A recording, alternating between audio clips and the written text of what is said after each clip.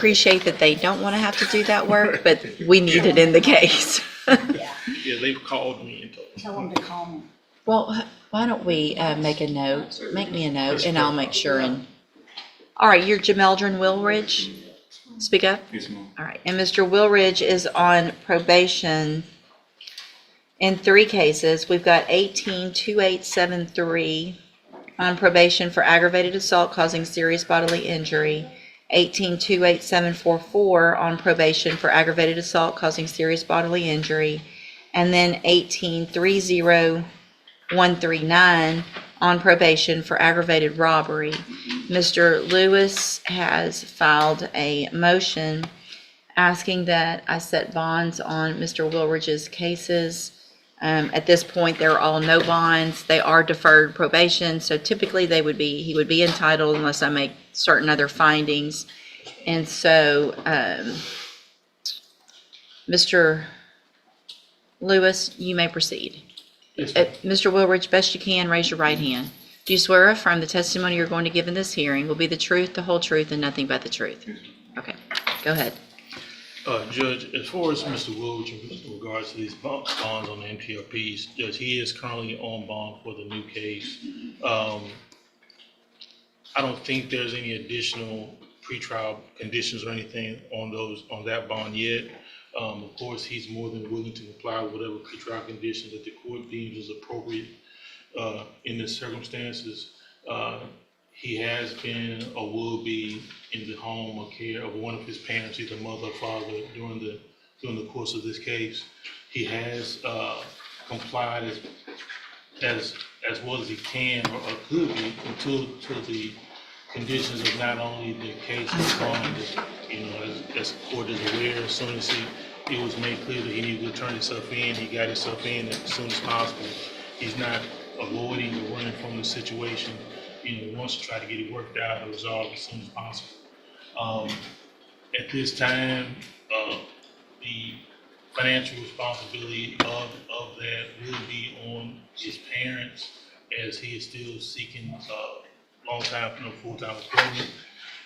So we do ask the court to consider that as well, towards that obligation.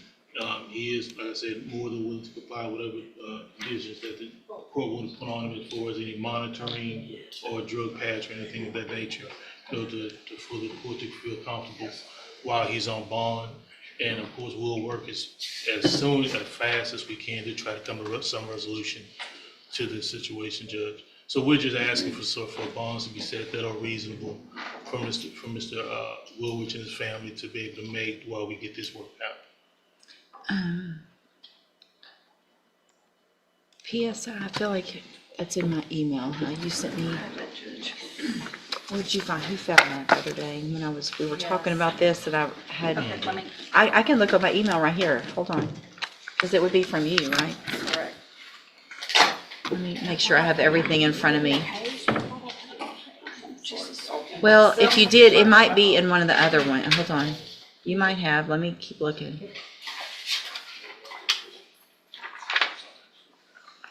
Thank you. I don't know. It could have been in one and not the other. I probably would have done it very first one, but I may not have, Judge.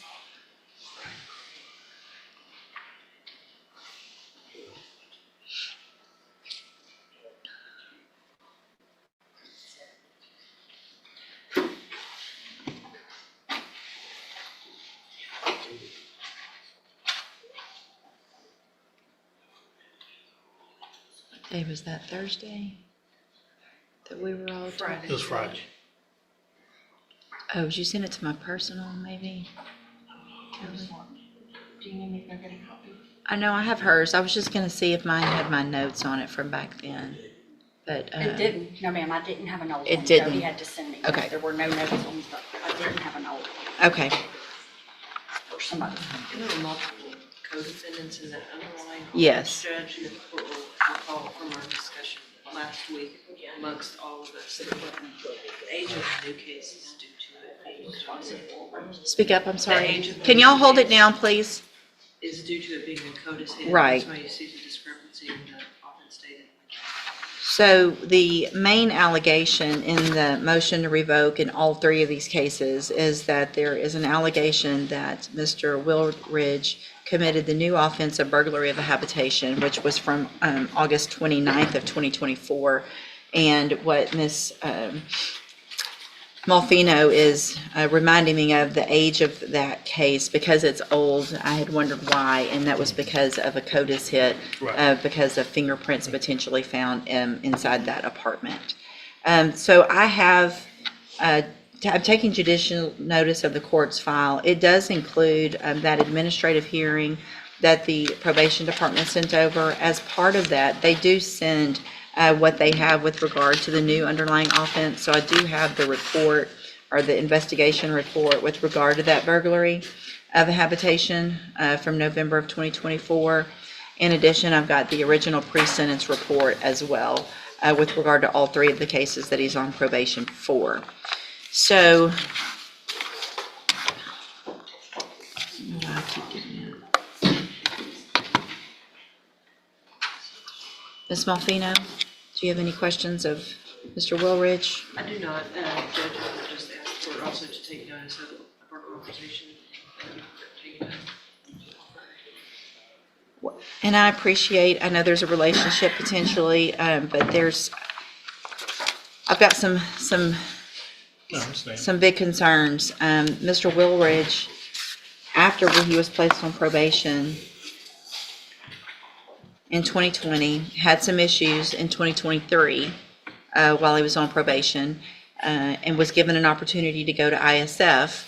And that was at the end kind of 2023 is what my understanding is, which means, I don't know when you got out of ISF, but it had to be the very end of 2023, if not 2024.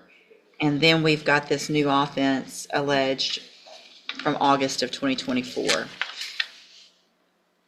Obviously, he hasn't been found guilty of that offense, but I've reviewed the report and the potential evidence that I've seen. I mean, the reason we got a CODIS hit is because of some fingerprints that were found inside of an apartment. And that, hold on, I was going to look at something else.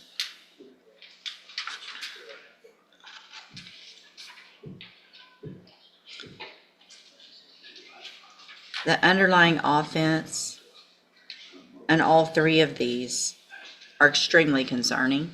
The first two from December of 2017 are at a party and you got a gun and you end up getting into some issue with people and somebody gets shot with your gun. Whether it was intentional or not, you were intentionally at the party, you had the gun, you shouldn't have. And then the next year, I guess while that's pending, there's an aggravated robbery where you and some buddies go into a house to rob someone. Apparently it's the wrong apartment, but you'll still decide to rob him at gunpoint and pistol whip him. And you were given an opportunity on probation. Then you had some issues on probation and I sent you to ISF. Then you get a new felony offense of burglary of a habitation. So at some point, Mr. Willridge, I've got to do what I can to keep people safe from you and your buddies and whoever else, whatever's going on, because you're not doing the right thing. And I appreciate that you have a family and your mom and your dad and people who are willing to help you, but they can only do so much if you're not going to do for yourself. And you have been a whole lot of opportunities. So based on that, because they're deferred probations, I'm going to grant the motion to set bonds in these cases, but I'm going to set bond in each case at $100,000. A condition of those bonds, if you make those bonds, are that you will be required, I need to know the address of where you will be living. It will either be with mom or dad, period. I need to know that because you will have a GPS monitoring device on that will require you also to be on house arrest at wherever that is, which means you cannot leave home except to come to court or visit with your attorney without my permission. So if you need to go to the doctor or if you need to do certain things, you're going to have to ask permission to go to those things before. Do you understand? Another condition is going to be that you would wear a drug patch at all times. And so if you make those bonds, you'll have to have a drug patch put on within 24 hours. Obviously, if it tests positive, those bonds will go back up. Or I can find that you shouldn't even be entitled to a bond and you would have a no bond. Do you understand? Yes, ma'am. Okay. All right. You can go back with the bailiff. I'll reset it for an announcement. Thank you, Judge.